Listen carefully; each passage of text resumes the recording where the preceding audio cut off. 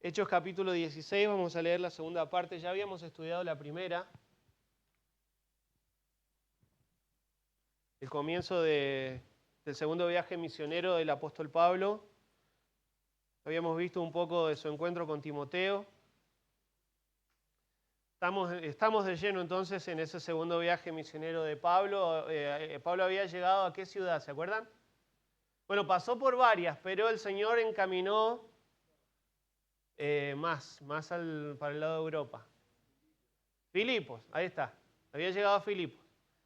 El Señor le fue abriendo el camino, lo fue guiando con el Espíritu Santo. Salieron originalmente Pablo y Silas como equipo misionero desde Antioquía, de Siria, su iglesia enviadora. Llegaron a Listra. En Listra sumaron ¿a quién? Un joven de muy buen testimonio, Timoteo, y en Troas se suma una persona más, el cuarto de este nuevo equipo misionero. Lucas, ahí está. Entonces, salen Pablo y Silas, se suma Timoteo, luego se suma Lucas, y ahí van los cuatro, y llegaron a Filipos. Bueno, el Señor, como digo, como estudiamos hace 2 semanas atrás, el Espíritu Santo fue abriendo y cerrando puertas, el Espíritu Santo fue encaminando. Ellos quisieron ir hacia el norte, el Espíritu Santo se los impidió, no pudieron ir hacia Asia. Trataron de ir al sur, no pudieron tampoco. El Espíritu Santo le mostró en una visión un varón de Macedonia. Entonces, obedientes a la visión que el Señor les había mostrado, entonces partieron para la región de Macedonia, llegaron a la ciudad de Filipos. El Espíritu Santo guió el camino guió el camino abriendo, cerrando puertas, como dije recién. El Espíritu Santo también vimos cómo obró en el corazón de Timoteo para renunciar a ese privilegio que tenía, a esa libertad que tenía de permanecer incircunciso, porque era de padre gentil, ¿se acuerdan? De padre griego, de madre judía, pero de padre griego, y no tenía la obligación de circuncidarse, y sin embargo, el Espíritu Santo obró en su corazón para que lo haga, para no poner tropiezos al Evangelio. Recuerdan, ya que va a ser parte del equipo misionero del apóstol Pablo, y el apóstol Pablo acostumbra llegar a las diferentes localidades, y lo primero que hace es ir y predicar ¿dónde? En la sinagoga. Entonces, imagínense, con compañía incircuncisa, eso podría llegar a ser de tropiezo para la predicación del Evangelio. Entonces, lo que hacen Pablo le pide a Timoteo que se circuncide. Timoteo tenía la libertad de no hacerlo, pero decidió renunciar a esa su libertad para no poner tropiezo al Evangelio, ¿no? Y espero que ese sea también nuestro corazón, de renunciar a cualquier cosa que sea nuestra libertad, una libertad en Cristo que tenemos, con tal de ir en pos del progreso del reino de Dios. ¿Amén? Que sea esa nuestra actitud. Vimos también al Espíritu Santo trayendo libertad al corazón de Lidia, la vendedora de púrpura, ya llegado a Filipos. Ella profesaba una religión, pero no era verdaderamente convertida. Luego también el Espíritu Santo trae libertad a la joven que estaba endemoniada y que traía ganancia a sus amos. Y en ese contexto vamos a leer, quiero leer el contexto que tiene que ver con para lo que vamos a estudiar hoy. Hoy vamos a estudiar desde el versículo 19 hasta el final del capítulo, pero quiero poner el contexto del 16 al 18 para que recordemos, porque esto lo estudiamos hace 2 semanas atrás. 16. Aconteció que mientras íbamos a la oración, nos salió al encuentro una muchacha que tenía espíritu de adivinación, la cual daba gran ganancia a sus amos adivinando. Esta, siguiendo a Pablo y a nosotros, daba voces diciendo: estos hombres son siervos del Dios Altísimo, que nos anuncian el camino de salvación. Entonces era una joven esclava, endemoniada, y sus amos la usaban para ganar dinero con sus adivinaciones, ¿no? Y como los demonios saben, como la lucha, como predicaba el hermano David el día jueves, la lucha no es contra sangre y carne, sino contra principados y potestades. Y los demonios saben quién es siervo de Dios y quién no. Entonces allí la muchacha iba declarando, los demonios la impulsaban a declarar y gritar por muchos días, mientras cada vez que encontraba a Pablo y a Silas o al equipo, quizá iban los 4 caminando juntos, y la muchacha venía corriendo atrás de ellos y gritando, estos son siervos de Dios que anuncian el camino de la salvación, ¿no? Y la verdad es que no estaba diciendo nada malo, porque era verdad, porque la verdad es que ellos eran siervos de Dios, y eso es 100% correcto, y también estaba diciendo que anuncian el camino de salvación, lo cual también es correcto. Entonces, ¿por qué le disgustó a Pablo? Porque no solo, hermanos, la proclamación debe venir de labios, la proclamación debe venir de labios que glorifiquen a Dios, ¿se acuerdan? Entonces, esta proclamación salía de la boca de una endemoniada y en realidad era mala publicidad, por decirlo de alguna manera. Así que Pablo echó fuera el demonio de ella y bueno, y el demonio salió. Y con eso en mente, hoy vamos a estudiar desde el versículo 19 en adelante. Quiero hacerte recién estuvimos cantando sobre que esperamos en Cristo, que nuestra esperanza está en Él, que podemos confiar aún en medio del dolor también en el Señor, que podemos poner nuestros ojos en el Señor. Y me gustaría por medio de las Escrituras que hoy podamos ver verdaderamente si nuestra esperanza está puesta en Cristo. Y vamos a usar esta frase, la esperanza de tu ganancia. Yo les voy a decir por qué vamos a usar esta frase. Imagínate que sucede algo en tu vida, espero que no, les deseo todo lo mejor, aclaro, pero imagínate que sucede algo en tu vida, no sé, mañana y por alguna razón te quedas sin trabajo, perdés todos los ahorros, tal vez pasa algo que hace que pierdas tu reputación, tu buen nombre. Tal vez gozás de buena salud hoy y mañana te sucede algo y tu salud enferma o enfermas gravemente. Tenés una familia estable en este momento y algo sucede que hace que tu familia pierda la estabilidad. ¿Qué pasaría con tu corazón si alguna de esas cosas pasa? Algunas personas descansan en su dinero. Algunas personas tienen la esperanza o la tranquilidad puesta porque tienen un trabajo estable. ¿No es cierto? ¿Y si perdieran ese trabajo estable? ¿Perderían la esperanza?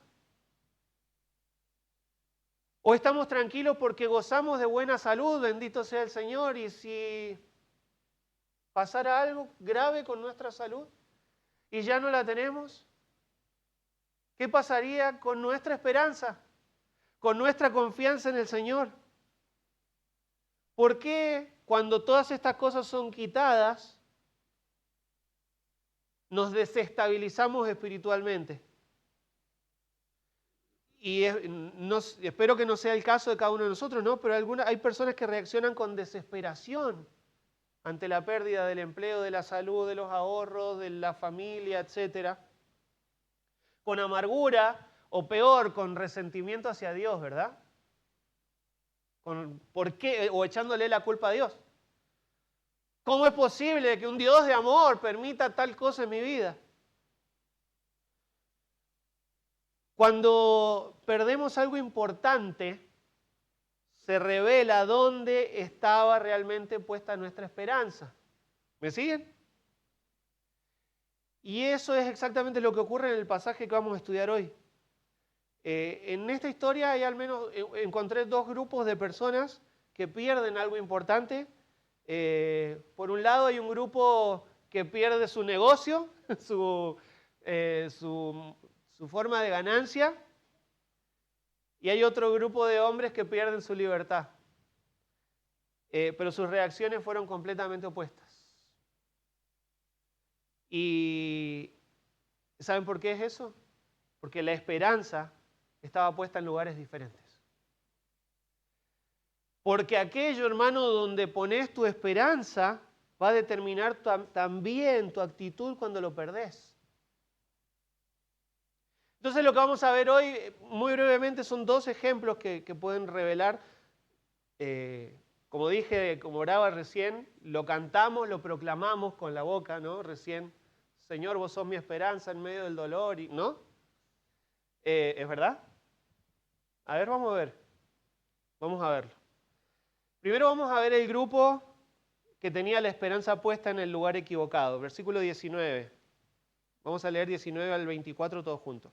Dice, de una sola corrida. Dice, pero viendo sus amos que había salido la esperanza de su ganancia, prendieron a Pablo y a Silas y los trajeron al foro ante las autoridades. Y presentándolos a los magistrados dijeron, estos hombres, siendo judíos, alborotan nuestra ciudad y enseñan costumbres que no nos es lícito recibir ni hacer, pues somos romanos. Y se agolpó el pueblo contra ellos, y los magistrados, rasgándoles las ropas, ordenaron azotarles con varas. Después de haberles azotado mucho, los echaron en la cárcel, mandando al carcelero que los guardasen con seguridad, el cual, recibido este mandato, los metió en el calabozo de más adentro y les aseguró los pies en el cepo. Primero, volvemos a leer el 19, dice, pero viendo sus amos, y acá está la frase en la que quiero poner la atención, que había salido la esperanza de su ganancia. Prendieron a Pablo y a Silas y los trajeron al foro ante las autoridades. Los amos de la joven que había sido liberada de las cadenas de ese demonio, perdieron la esperanza de su ganancia. ¿Dónde estaba puesta la esperanza de sus corazones? Bienestar económico. Bienestar económico. Y es interesante porque ellos no consideraban a la joven, obviamente si vos sabés que una persona que apreciás está endemoniada o está bajo cadenas de demonios, ¿no? Y el Señor trae liberación, ¿no te vas a sentir gozoso? Bueno, esta gente se enfureció. Evidentemente no había mucho afecto por la persona de la joven. Para ellos, evidentemente, la joven era simplemente un medio para ganar dinero. ¿Me siguen? Su corazón, su afecto estaba puesto en el dinero. En el dinero. Y cuando perdieron su medio de ganancia, ¿qué pasó? Se enfurecieron y obviamente se enojaron con quienes les hicieron perder su ganancia, que fue después... Cuando llegan a Éfeso les pasa algo similar con la venta de los templos y las estatuas de los templecitos y las estatuas de la diosa Diana, ¿no? Les vuelve, sí, Pablo andaba arruinando negocios por ahí, ¿no? Pero bueno, se enojan con Pablo porque les hace perder su ganancia económica con Pablo y agarran, dice la palabra de Dios, a Pablo y a Silas para llevarlos como si fueran malhechores, ¿no? Y viste que del equipo misionero, estas son preguntas extra que nos hacemos como para esas cosas que yo les dejo picando para que ustedes se vayan pensando a casa, ¿cómo podría haber sido? Eran 4 del equipo misionero y sin embargo solamente prendieron a Pablo y a Silas. ¿Y por qué no a los otros 2? Hay 2 cosas que se me venían a la mente y la verdad es que aclaro siempre, esto no es palabra de Dios, esto es pura especulación, pero está bueno que pensemos en esas cosas. Una es que el aspecto físico era, acuérdense que Filipos era una colonia romana, gentil completamente, y Pablo y Silas eran judíos, ¿no? Y seguramente su aspecto era diferente, Timoteo era medio gentil, de padre griego, si se parecía al papá, no sé. Lucas era gentil también. Entonces agarraron a los dos a los 2 judíos, por así decirlo.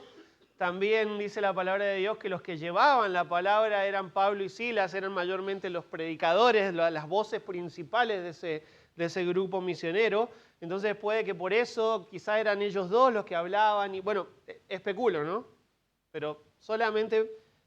la palabra nos dice que solo prendieron o llevaron presos a Pablo y a Silas, no a Timoteo y a Lucas. Versículo 20.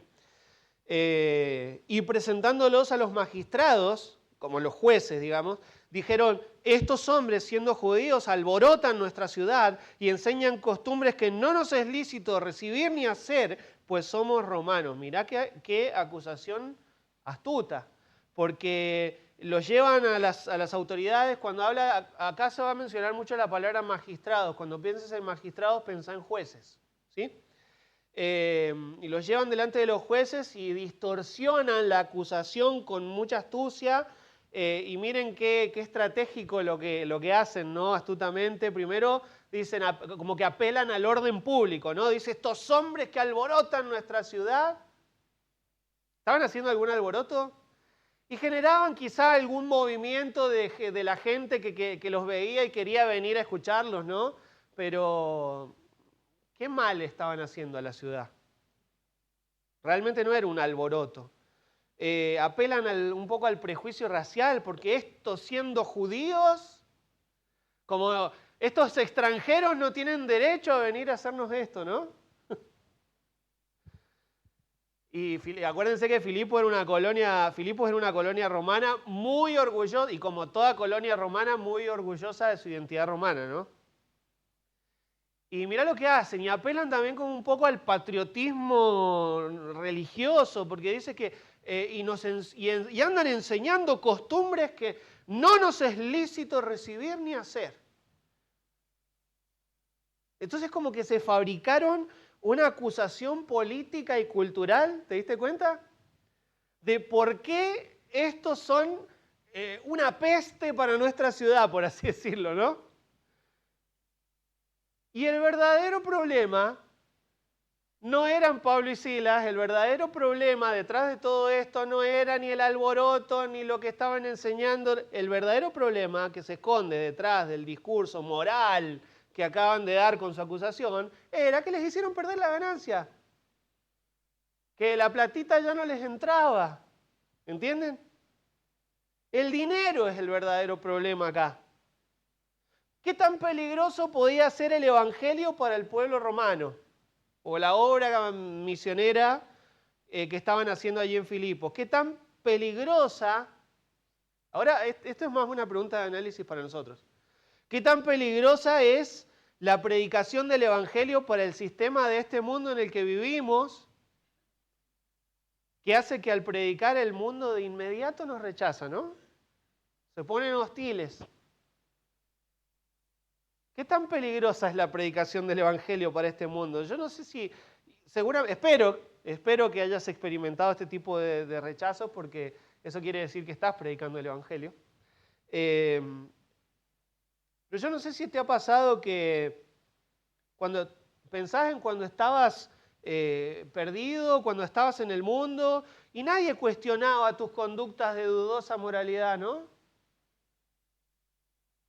No sé, te pasabas un semáforo en rojo y a nadie le importaba y tenías música obscena a todo volumen y a nadie le importaba. Y ahora que sos cristiano, mirá el cristiano, cómo pasó el semáforo en rojo, ¿no?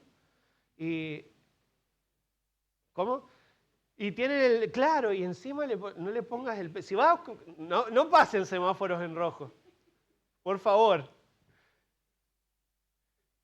Y si le vas a poner el pececito, hacete cargo de tu cristianismo. Y si acostumbras a infringir la ley seguido con tu auto, sacale el sticker del logo de la iglesia, por favor. Sí. Gracias. Paréntesis. Pero viste que antes a nadie le importaba tu conducta y de repente ahora sos el centro de atención, ¿no? Y estando en la fe todo les parece agresivo de tu parte. El apóstol Pedro escribió sobre esto en 1 de Pedro 4:3. Dice, basta ya el tiempo pasado para haber hecho lo que agrada a los gentiles, andando en lascivias, concupiscencias, embriagueces, orgías, disipación y abominables idolatrías. Todo esto, dice, les escribe Pedro, hacían antes. ¿Y qué había de extraño? Hacían lo mismo que hace toda la sociedad, en otras palabras, ¿no? Esa era su vida, la misma que todos. Dice, a estos les parece cosa extraña que vosotros no corráis en el mismo desenfreno de disolución y os ultrajan. Ahora no hacen lo mismo que hacían antes, ahora no hacen lo mismo que hacemos nosotros. ¿Y cuál es el resultado? Les parece cosa extraña. Y en lugar de decir, wow, qué buen ejemplo y qué buena vida, no, os ultrajan. ¿Por qué? Porque la buena conducta, la luz, expone las tinieblas. ¿Entendés? Entonces, la reacción es hostil. Y Pablo y Silas con su predicación habían dejado expuesta dónde estaba la esperanza de la ganancia, dónde estaba la esperanza del corazón de estos hombres. Estaba puesta en el dinero. Y les quitó el dinero. Digamos, perdieron, no él se los quitó, pero se los hizo perder de alguna manera, ¿no? Y hermanos, y es que todo ser humano, incluyéndonos a nosotros, tiene esperanzas de algún tipo que revelan el estado de su corazón. ¿Por qué? Como dice la palabra de Dios en Mateo 6:21, donde esté vuestro tesoro, allí estará también vuestro corazón. Entonces lo que atesorás en tu corazón, ahí es donde están puestas tus esperanzas, ahí está puesto tu afecto. Y si la esperanza de tu ganancia está puesta en algo de este mundo, puede ser que el Evangelio o la predicación de la palabra de Dios lo confronta. Y que cuando escuchás que se predica que hay que renunciar a ese tipo de cosas y un poquito te molesta. Te duele, ¿por qué? Porque sabés porque es un Dios en tu vida y no querés que te lo quiten. No, ¿cómo me vas a hablar de que en mi trabajo me mantiene alejado del Señor? Y sí, pero no sabés lo bien que gano, pero te mantiene alejado del Señor, hermano. ¿Qué querés que te diga? ¿Te duele la verdad? De la misma manera, hablando de este ejemplo que acabo de poner, ¿no? Hay hermanos muy amados que han dejado buenos trabajos y han bajado aún su estatus económico con tal de agradar al Señor con sus vidas.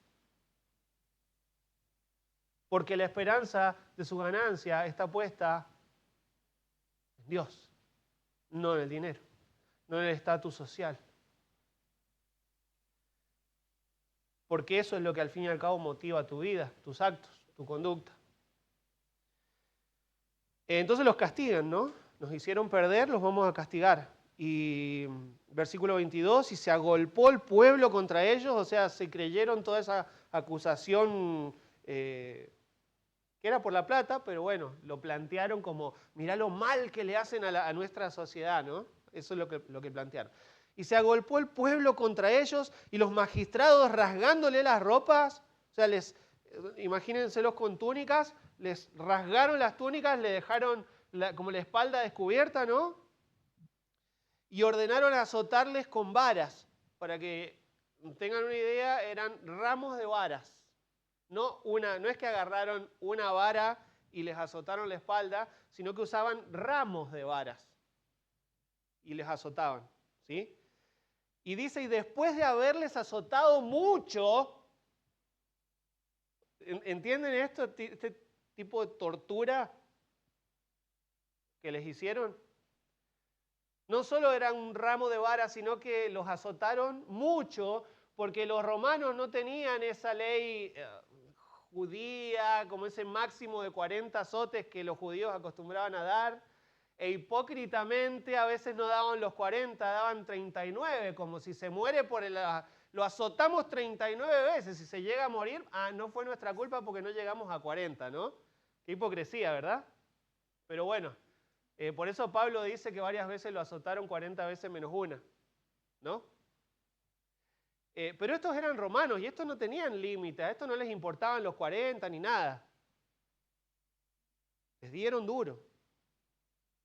Entonces, imagínate a Pablo y a Silas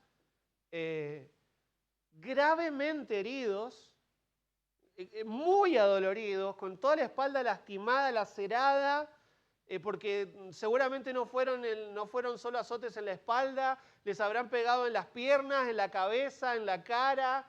Imagínatelos desfigurados de azotes.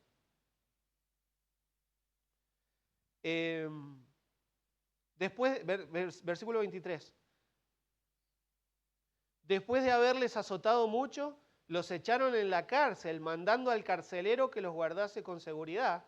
el cual, recibido este mandato, los metió en el calabozo de más adentro y les aseguró los pies en el cepo. Entonces los llevaron hasta el carcelero y el carcelero los agarró y seguramente a empujones los llevó hasta el fondo del calabozo. Acuérdense de ese carcelero que aquí los está tratando mal y metiéndolos a empujones. Y les aseguró los pies en el cepo. El cepo es otra forma de tortura. Era una forma de atarles los pies con las piernas separadas, bien separadas y estiradas. Era una forma de tortura que les producía, en ese estiramiento, les producían calambres insoportables en los músculos de las piernas, ¿entienden? Además de los azotes y las heridas que traían. Y al fondo del calabozo, ¿no? Como una cárcel, no sé, de máxima seguridad, como si fueran los presos más peligrosos de la región, ¿no? Cuando pensaba en esto, me volví a preguntar qué tan cruel puede llegar a ser la gente con vos cuando tu predicación les toca a sus dioses, cuando tu predicación del Evangelio les toca, y no sos vos, sino que es la palabra de Dios, es el Evangelio. Si sos fiel a la predicación y les predicás que solo en Cristo está la esperanza y tienen la esperanza puesta en algún otro lugar que no es Cristo y no quieren soltarlo porque es su Dios, porque sienten que pierden estabilidad en su vida si pierden tal cosa. No, pero yo tengo una familia tan estable y yo no sé qué haría si pierdo la estabilidad familiar. Y vos les decís que ninguno que no es capaz de dejar padre y madre por mí es digno de mí, ¿no? No, pero mi familia acá es lo primero y yo lo siento, pero voy a elegir a mi familia antes que a Dios, ¿no? Y la familia es un Dios, el dinero es un Dios, el trabajo es un Dios, un lugar de esperanza. ¿Y si Dios te lo quita? ¿Qué pasaría con tu esperanza? Por otro lado, imagínate, eso por un lado. Por otro lado, imagínate a Pablo y a Silas, ya en el fondo del calabozo, con las piernas estiradas en el cepo, con la incertidumbre, ¿no? Y el carcelero viene y los empuja hasta el fondo, les cierra la puerta, y ellos preguntándose ahí encarcelados, con las piernas acalambradas, con la espalda dolorida, con todo el cuerpo dolorido de los azotes. ¿Y para esto nos hizo venir el Señor a Filipos? ¿Por esto nos cerró las puertas para cuando queríamos ir a Asia? ¿Por esto nos cerró las puertas cuando quisimos ir a Troas? ¿Por eso nos cerró las puertas?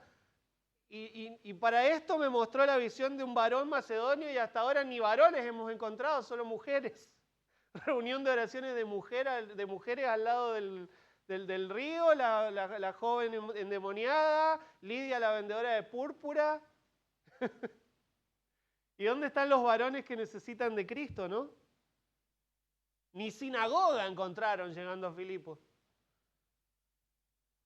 Y ahora los están tratando como presos peligrosos y por echar fuera un demonio. ¿Esa es la obra de Dios? Se preguntarían ellos, ¿no? ¿Esto es lo que Dios está haciendo, lo que Dios quería hacer? Porque las cosas no están saliendo bien. Pensarían ellos, ¿no? ¿Cómo te sentirías vos en el lugar de ellos? Yo probablemente me estaría quejando. Conociéndome, me estaría quejando de las circunstancias. No sé vos. Por ahí vos sos mucho más espiritual que yo, pero yo me estaría quejando probablemente de las circunstancias. Seamos sinceros, nos quejamos por mucho menos que eso. Y hasta cuestionamos a Dios a veces, ¿no? ¿Pero por qué, Señor? Los amos de la esclava vieron desaparecer la esperanza de su ganancia.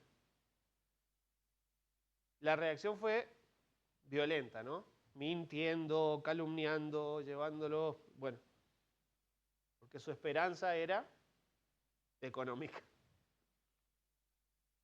Mirá que la Biblia advierte sobre la codicia, ¿eh? Y este es un pecado del cual nos tenemos que... Yo no sé si tu esperanza está en la economía, hermano, hermana. No sé si tu esperanza está puesta en la economía, pero sí te quiero recordar que la palabra de Dios advierte muchas veces sobre la codicia. El Señor Jesucristo en Lucas 12:15, mirad, orden, imperativo, guardaos de toda avaricia, tengan cuidado, bueno, etcétera, ¿no? Pablo a Timoteo, raíz de todos los males es el amor al dinero, el cual codiciando algunos se extraviaron de la fe, fueron traspasados de muchos dolores. La avaricia es peligrosa porque convierte el dinero en esperanza, ¿entienden esto?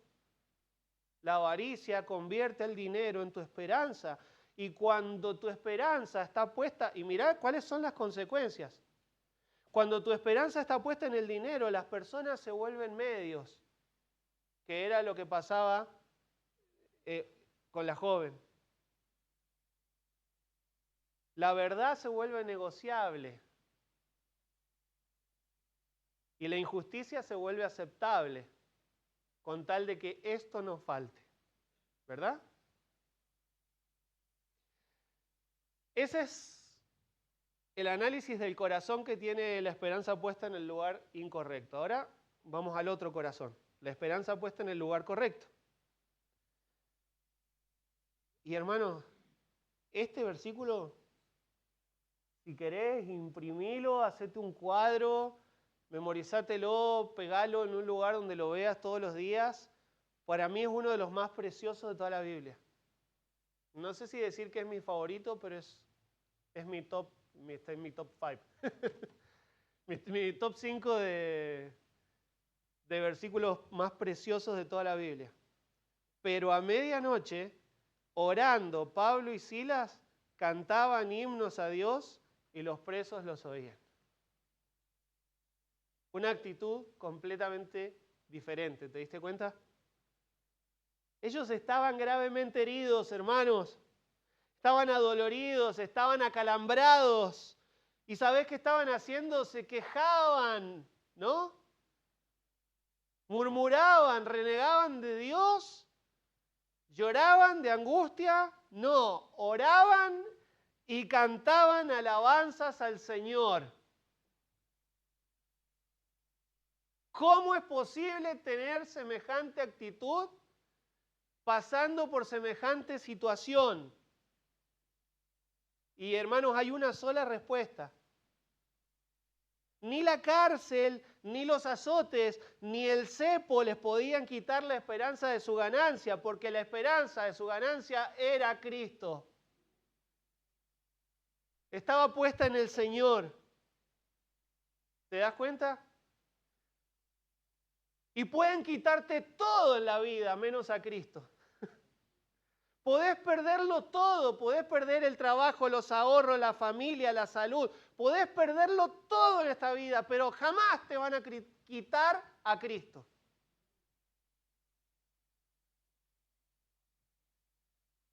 Y por eso nuestra esperanza y nuestra mirada tienen que estar puestas en Él.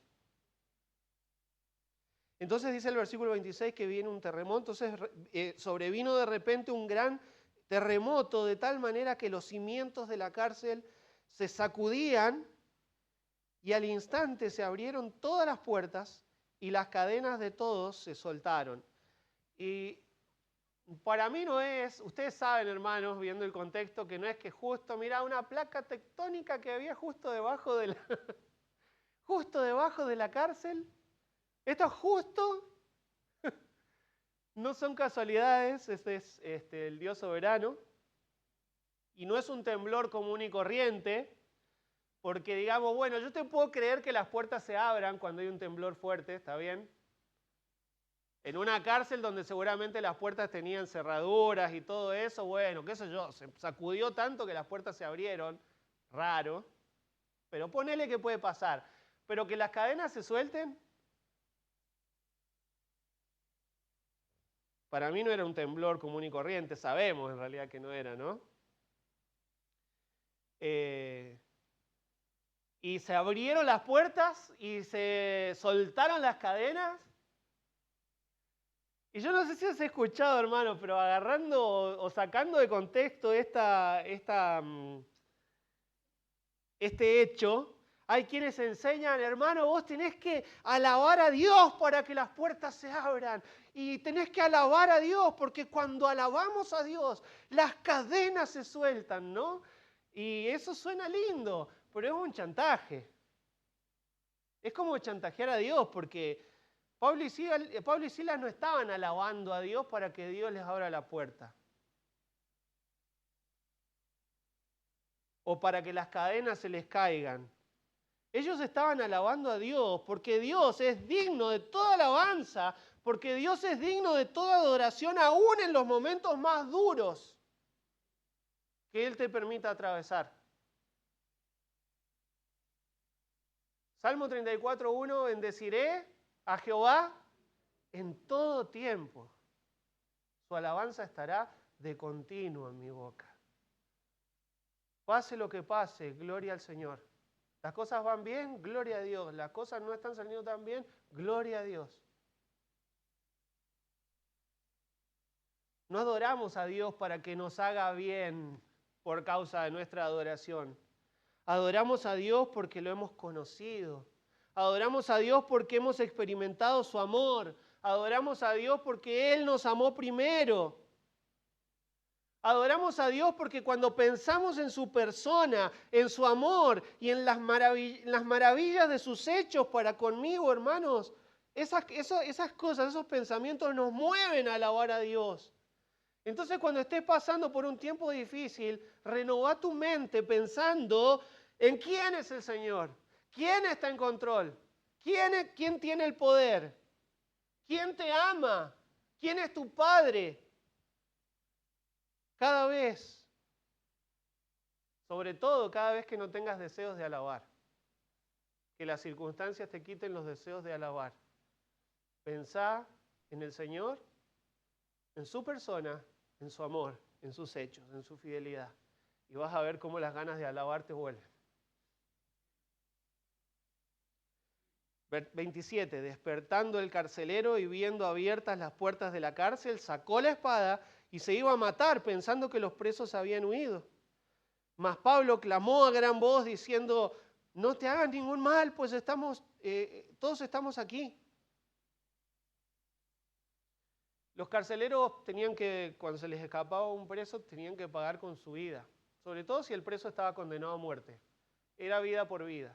Si tal vez tenía que cumplir una condena de cierto tiempo y el carcelero lo dejaba huir, iban a meter al carcelero a pagar esa condena, ¿entienden? Ahora imagínate si todas las puertas se abrieron y todas las cadenas se liberaron. No te imagines una cárcel enorme como las que conocemos aquí en Argentina. Imagínate algo mucho más chico, con mucha menos cantidad de presos, ¿sí? Pero si sumás las condenas, y sumado a las torturas que probablemente los romanos iban a darle al carcelero por haber dejado... Imagínate, dejaste escapar, ¿se te escaparon todos los presos? Probablemente venían las varas también para... Las varas y el cepo también venían.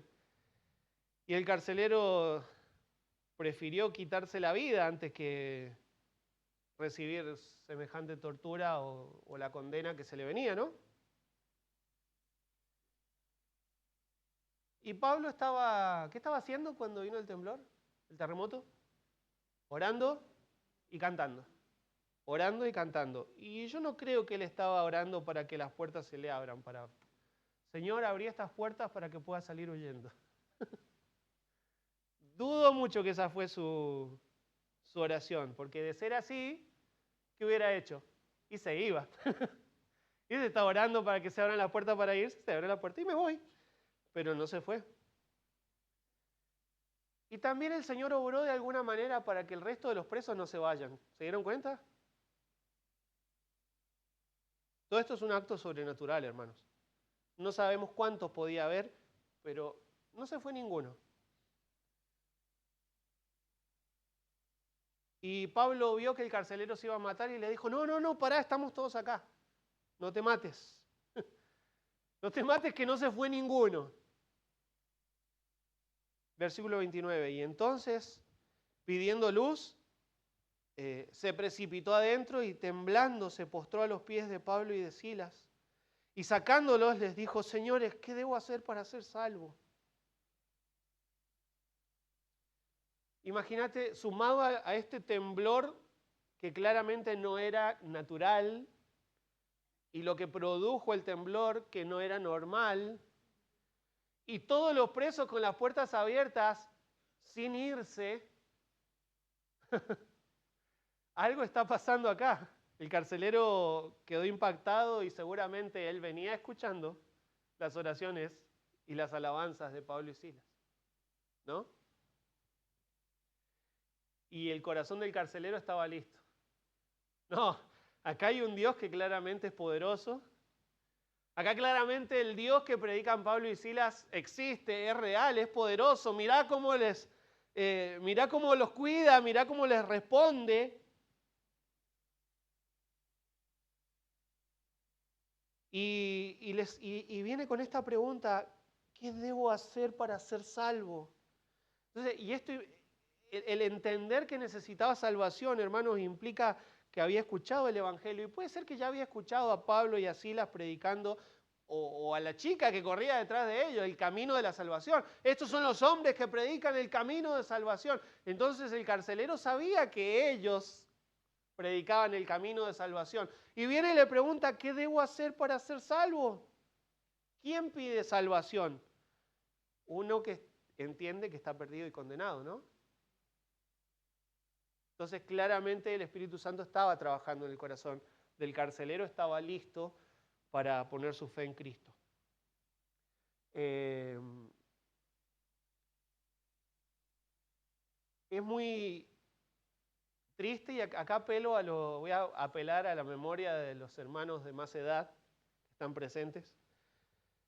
Y no sé si estarán de acuerdo conmigo en que yo quizá no tengo tanta edad, pero sí me acuerdo que antes cuando yo era niño había cierto respeto por la persona de Dios y por las cosas sagradas, entre comillas, ¿no?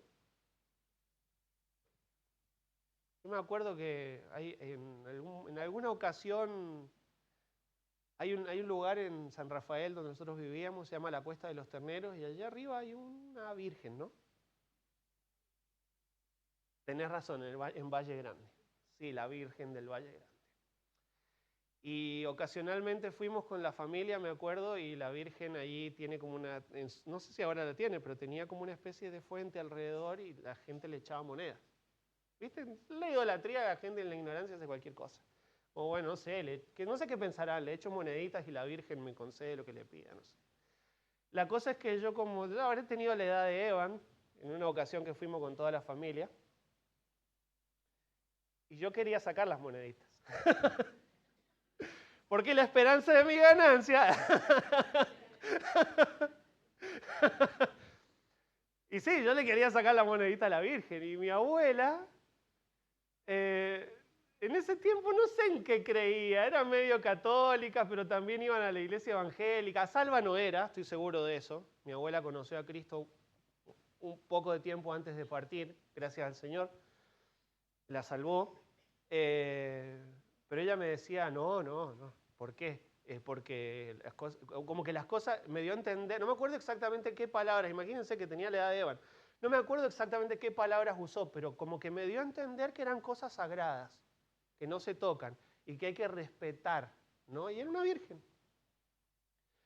En ese error, había cierta conciencia de lo sagrado, ¿no?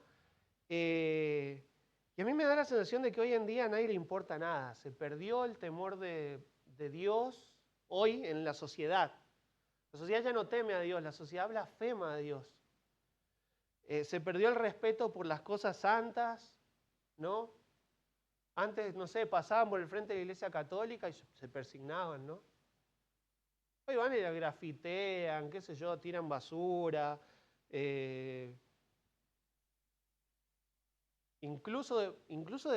Aún los inconversos tenían cierto respeto por las cosas santas, entre comillas, ¿no?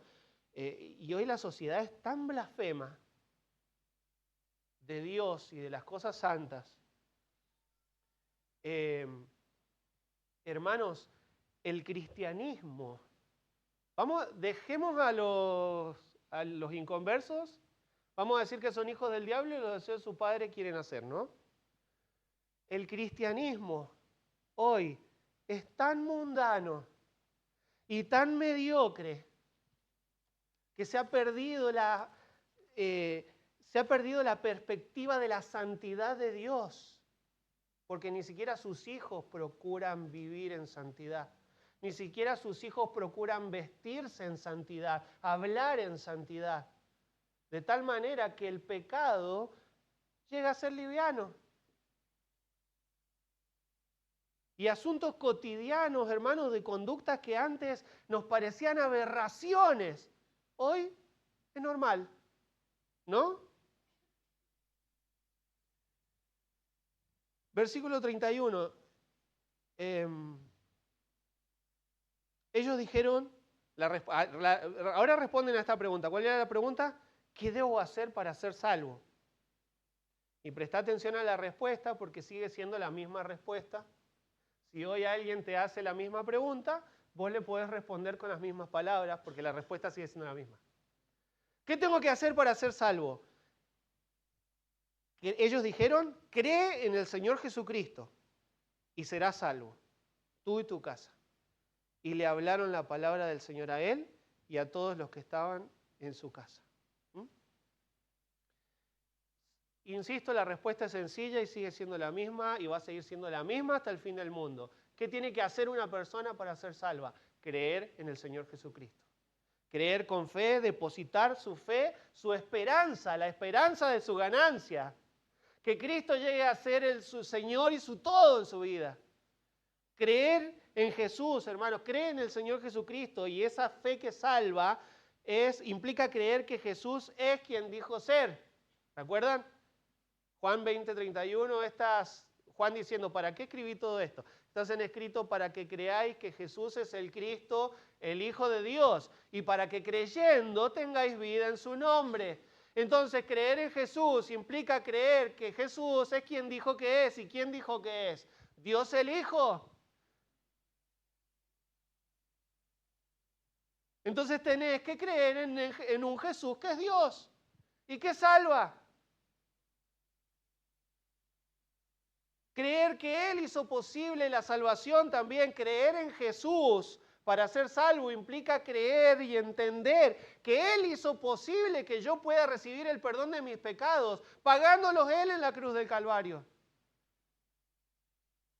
Que murió, fue sepultado y resucitó venciendo a la muerte. Creer en quién es Cristo y qué hizo para salvarme y que es poderoso para salvarme, eso implica la fe que salva. ¿Entienden esto? Si yo creo en un Jesús que no es Dios, no puedo ser salvo. Si yo no creo en un Jesús que hizo una obra redentora, no puedo ser salvo. Muchos creen en la existencia de Jesús, pero como un personaje histórico. Para ser salvo tenés que creer en un Jesús salvador.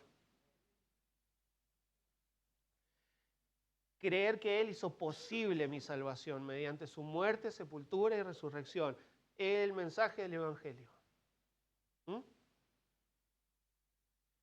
Y cuando le dicen serás, quiero hacer esta aclaración porque también es un versículo muy mal interpretado, serás salvo tú y tu casa.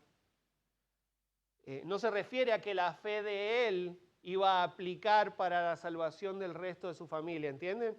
Es como, bueno, yo creí en Cristo, entonces automáticamente mis hijos son salvos también. Eso no es así. Se malinterpreta este texto. Dice en Juan capítulo 1, versículo 12, más a todos los que le recibieron, a los que creen en su nombre, les dio potestad de ser hechos hijos de Dios. ¿Quiénes son salvos? Los que le recibieron, los que creen en su nombre, los cuales, y dice, agrega el versículo 13, los cuales no son engendrados de sangre, ni de voluntad de carne, ni de voluntad de varón, sino de Dios. No es que porque yo puse mi fe en Cristo, yo quiero que mis hijos sean salvos y ellos automáticamente van a ser salvos por una decisión mía o por mi fe, no sé si me entienden. Entonces, de la misma manera, no aplica esto a la familia del carcelero, sino que la fe del carcelero impactó de tal manera que su familia sí fue salva, ¿entienden?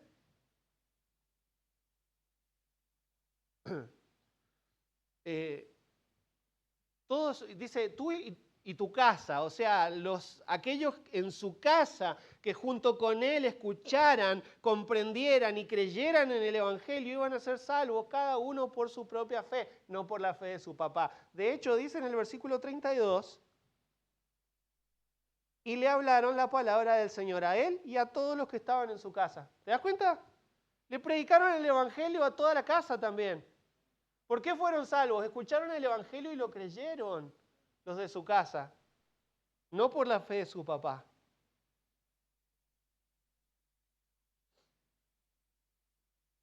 Si tu familia todavía no cree en el Evangelio, y bueno, y a vos te toca abrirle la puerta al Evangelio en tu casa, ¿no?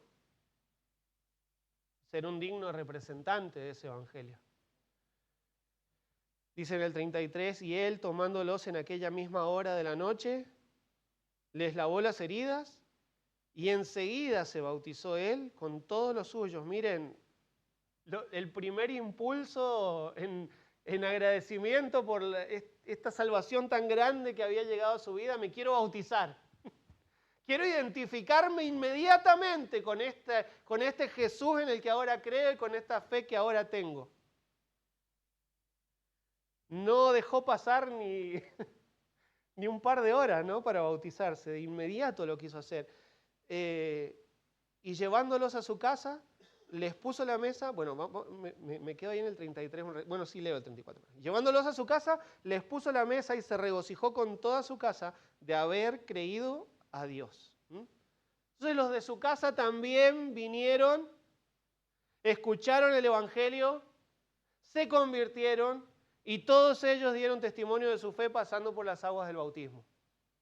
Se sentaron a la mesa, compartieron una comida y estaban todos llenos de gozo por la salvación tan grande que Dios había traído a ese hogar, ¿verdad?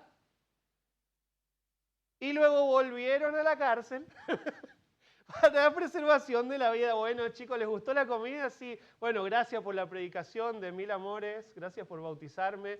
Espero que les haya gustado la comida, pero vos sabés, Pablo, que si no volvés a la cárcel, me van a matar. ¿Y qué hicieron Pablo y Silas? Volvieron a la cárcel. ¿Viste? ¿Qué era más importante, su libertad o el progreso del Evangelio?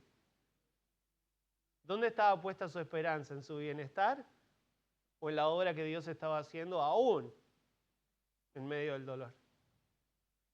Increíble. Cuando la esperanza, hermanos, está puesta en Cristo, Dios puede usar nuestras pruebas aún para salvar a otros. Nuestro testimonio para la salvación de otros. El sufrimiento de Pablo y de Silas terminó siendo la salvación del carcelero, ¿se dieron cuenta? Dios usa el sufrimiento de su pueblo para su gloria, porque es Dios. Como cantábamos. La cárcel, que parecía un obstáculo para el Evangelio, en realidad era el camino que Dios estaba preparando para salvar a una familia entera. ¿Qué pasa, hermano, con tu esperanza cuando estás frente a las pruebas? ¿Pensás que Dios no está obrando, que Dios perdió el control, que Dios ya no puede sacar bien de este mal?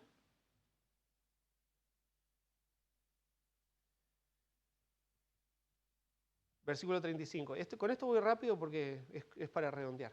Cuando fue de día, ¿viste que dice? Cuando fue de día, entonces todo esto pasó en una misma noche. Un montón de cosas. Parecen relatos de cosas que pasaron a lo largo de una semana, pero todo esto pasó en una misma noche. Esto quiere decir que la familia vivía cerca del lugar, vinieron, escucharon el Evangelio, también había allí lo suficientemente cerca, un lugar con suficiente agua para bautizarlos a todos, ¿no es cierto?, para sumergirlos y varias otras cosas que nos podríamos preguntar, pero bueno, yo te animo que no tengo las respuestas, la Biblia no lo especifica y vos te vas a tener la posibilidad un día de llegar al cielo y encontrarte a Silas o a Pablo y preguntarle, che, ¿dónde tenían agua para bautizar? No sé, preguntar. ¿Viste? Preguntarles a ellos en el cielo. Y volvieron a la cárcel. Y los magistrados, los jueces, vinieron al carcelero y le dijeron, che, andá y soltalos. Versículo 35. Cuando fue de día, los magistrados enviaron alguaciles a decir, suelta a aquellos hombres. Y Pablo y Silas, vamos. No. Mirá esto. El carcelero hizo saber estas palabras a Pablo. Los magistrados han mandado a decir que se os suelte. Así que ahora salid y marchaos en paz. Me dijeron que los suelte. Vayan, están libres, sigan adelante. Márchense en paz. Pero Pablo les dijo, después de azotarnos públicamente sin sentencia judicial, siendo ciudadanos romanos nos echaron en la cárcel y ahora nos echan encubiertamente. No, por cierto, si no vengan ellos mismos a sacarnos. No nos vamos nada. Qué loco. Qué valor primero el valor de Pablo para enfrentar a las autoridades, porque, y esto es, a mí me causa admiración cada vez que leo esta porción, porque hizo como una jugada maestra con su conocimiento de las leyes, ¿no? Acuérdense que Pablo era ciudadano romano, aparentemente Silas también tenía la ciudadanía romana porque dijo somos ciudadanos romanos. Este es un dato nuevo que tenemos sobre Silas. Habrían tenido los dos, Saulo sabemos que era de Tarso, Tarso también era una colonia romana, y no sabemos cómo Silas capaz la compró, porque algunas personas pudientes compraban la ciudadanía romana. Pero Silas también tenía la ciudadanía romana, y en esa condición de ciudadanos romanos, jamás les podrían haber hecho lo que les hicieron. No los podían azotar sin juicio previo, no los podían meter a la cárcel sin juicio previo, ni menos ese tipo de tortura en el cepo. Entonces lo que hicieron básicamente los magistrados fue un crimen. Los jueces hicieron algo malo y si Pablo los denunciaba, ellos podían perder su posición de magistrados y podían ir ellos encima a la cárcel por un mal cumplimiento de sus funciones, como pasa en nuestro país, ¿no? No, acá siguen siendo unos delincuentes, pero bueno. Pero bueno, más o menos. Ellos iban a ir a pagar por lo que decidieron mal. Paréntesis, hermano, tener conocimiento general de las leyes es algo sabio para el cristiano. ¿Está bien? Conozcan de leyes. Porque ser dóciles y mansos como la palabra de Dios nos manda no implica que seamos tontos. ¿Sí? Pablo está utilizando las leyes como una forma, no como para vengarse, no sé si entienden acá, no es que, sí, ahora yo los voy a tener acá agarrados del cogote. Me hicieron esto, nos golpearon, nos metieron, ahora, mira cómo los tengo atrapados. No es esa la idea, ahora van a ver. Pablo en realidad está pensando en la iglesia en Filipos. Ellos fueron perseguidos por su fe y por su predicación. Ahora hay un grupo nuevo de cristianos en Filipos que va a predicar lo mismo. Y van a ser perseguidos. Acuérdense, magistrados, que los filipenses son ciudadanos romanos. Entonces, cuando un hermano de la iglesia de Filipos predique, no le van a poder hacer lo que a mí me hicieron. Porque son ciudadanos romanos. Él estaba pensando en el bienestar de la iglesia, no en sí mismo, ¿entienden? Porque no tenía puesta la esperanza en su salud, ni en su bienestar, ni en su reputación, tenía puesta la esperanza en lo que Dios estaba haciendo.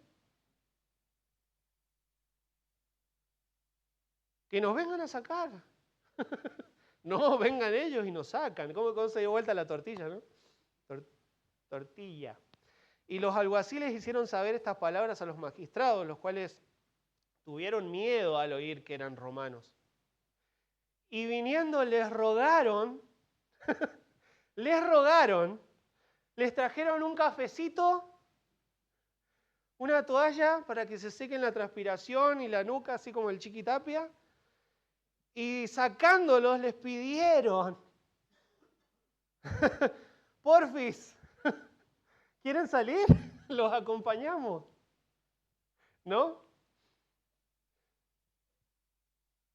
Esos que los habían tratado con tanta dureza, mirá, una mantequita ahora. Por poco y no les sirven un cafecito, ¿no? Entonces, saliendo de la cárcel, entraron en casa de Lidia. Allí, fíjense cómo ya los hermanos o la iglesia estaba reunida en casa de Lidia. Y habiendo visto a los hermanos, los consolaron y se fueron. Este es otro para poner en un cuadro. Ellos consolaron a los hermanos. ¿Entendés? Los azotados, los heridos, los torturados, los acusados falsamente vinieron a consolar a los... ¿No eran ellos los que necesitaban el consuelo? Vinieron a consolar a los hermanos. Tenía que ser al revés, pienso yo en mi cabeza, ¿no? Entonces, saliendo de la cárcel, entraron en casa de Lidia y habiendo visto a los hermanos, los consolaron. Y esto acá les hago un paréntesis para la comprensión de lo que va a ser el capítulo 17. Y se fueron. Y se fueron. ¿Qué tiene de especial esa frase? Sí, bueno, está bien, salieron de la ciudad, pero Lucas escribe se fueron. ¿Se acuerdan que había empezado a escribir en primera persona porque ahora era parte del grupo? Si Lucas dice se fueron, ¿qué entendemos nosotros? Que Lucas se quedó. Que Lucas se quedó en Filipo. O Pablo probablemente le haya pedido que se quede para seguir ministrando a estos nuevos hermanos, para confirmarlos en la fe, para consolarlos. Habían pasado tantas cosas en tan poco tiempo, ¿no? Esta nueva iglesia. Y piensen en esta iglesia como una iglesia muy diversa, una mujer adinerada, que se convirtió con su familia, una joven esclava, ahora sin trabajo. Yo calculo que, no sé, la echaron. El carcelero, probablemente un hombre tosco, rudo, no sé, yo me lo imagino así, ¿no? Soldado romano. Los soldados romanos, si bien tenían cierto poder, no tenían un estatus social muy alto, porque tampoco es que el gobierno les pagaba mucho. Entonces era como muy diversa. Una Evodia y una Sintique que después llegaron por ahí, eran de las que estaban orando juntas, de ese grupo de mujeres que oraban juntas a la orilla del río y después se terminan peleando. Bueno, ustedes lean la epístola a los filipenses y ahí van a entender un poco más de cómo era esta iglesia, pero súper diversa, preciosa igual. Una de las que más ama el apóstol Pablo y les escribe con un amor. Lean la epístola a los filipenses en la semana. Pero como su esperanza, hermanos, y con esto termino, y si quieren ya ir pasando y me ayudan con la música, como la esperanza de Pablo no estaba puesta en lo terrenal, Pablo no pensó en venganza, no se menciona que haya acusado a los magistrados no hizo nada de eso. No pensó en venganza, no pensó en conseguir un resarcimiento o algún tipo de provecho material. Pablo pensó en la iglesia, herido, azotado, quizás sangrando todavía, porque todo eso sucedió de un día para el otro. No se te sanan las heridas de una tortura de un día para el otro, no se te recuperan las piernas de un cepo de la noche a la mañana. Estaba realmente lastimado, adolorido, pero estaba pensando en el bienestar de la iglesia. Salió y lo primero que hizo no fue buscar a Lucas para que le cure las heridas, fue ir a consolar a los hermanos que estaban preocupados, que estaban tristes, que estaban tal vez con miedo de pensar que los próximos eran ellos, si predicaban ese mismo evangelio. Quédense tranquilos, que los magistrados están mansitos. Si la esperanza, hermanos, de tu ganancia está puesta en Cristo, no te va a ser difícil renunciar a todas las cosas que este mundo considera ganancia. Seguramente escucharon esta frase popular que cuando las prioridades están claras, las decisiones se hacen fáciles.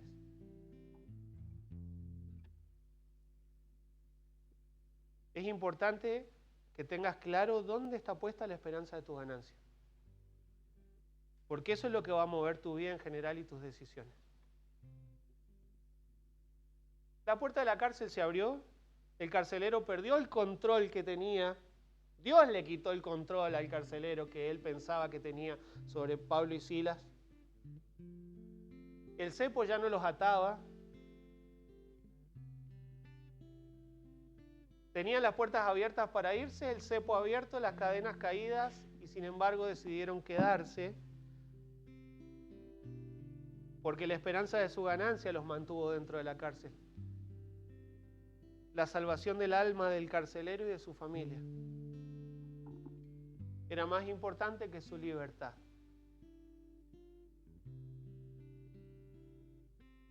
Y cuando se encontraron en un calabozo adolorido, sangrando, pasando por un proceso injusto e ilegal, ¿no? Pablo y Silas oraban y cantaban himnos. Oraban y cantaban himnos, porque su esperanza no estaba puesta en las circunstancias, sino en el Dios que tiene el control de las circunstancias, hermanos.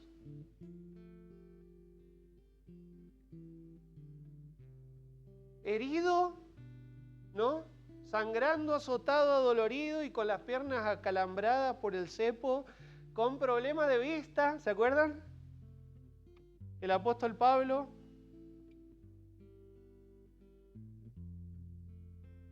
decide dejar a su médico en Filipos, digamos en su peor momento de salud, podríamos decir. Le dice Lucas, quédate, pero Pablo, te hicieron percha, necesito asegurarme que tu salud esté bien. No, pero los hermanos te necesitan, quédate.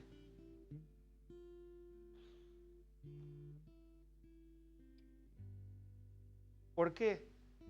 Porque la esperanza de su ganancia no estaba puesta en el hecho de que su salud sea óptima. Estaba puesta en que la obra de Dios sea hecha.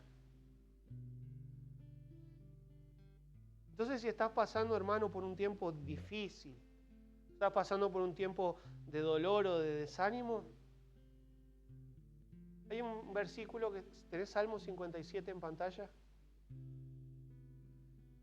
Mirá, prestale atención a esta oración. Ten misericordia de mí, oh Dios. Ten misericordia de mí, porque en ti ha confiado mi alma. En otras palabras, Señor, ten misericordia porque estoy confiando en vos. Estoy depositando mi esperanza en tu persona, en tu poder, en tus capacidades. En la sombra de tus alas me ampararé hasta que pasen los quebrantos. Vos me cuidás. Confío en que vos me cuidás hasta que todo este tiempo difícil pase. Clamaré al Dios Altísimo, al Dios que me favorece. Él enviará de los cielos y me salvará de la infamia del que me acosa. Selah.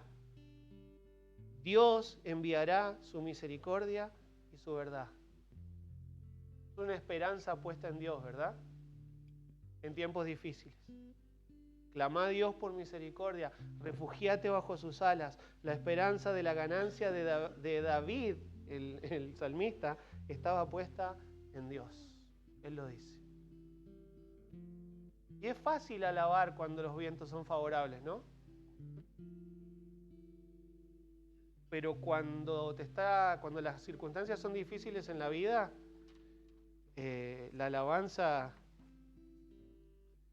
se convierte en un sacrificio, como en Hebreos dice, ¿no? Que tenemos que presentar a Dios sacrificio de alabanza.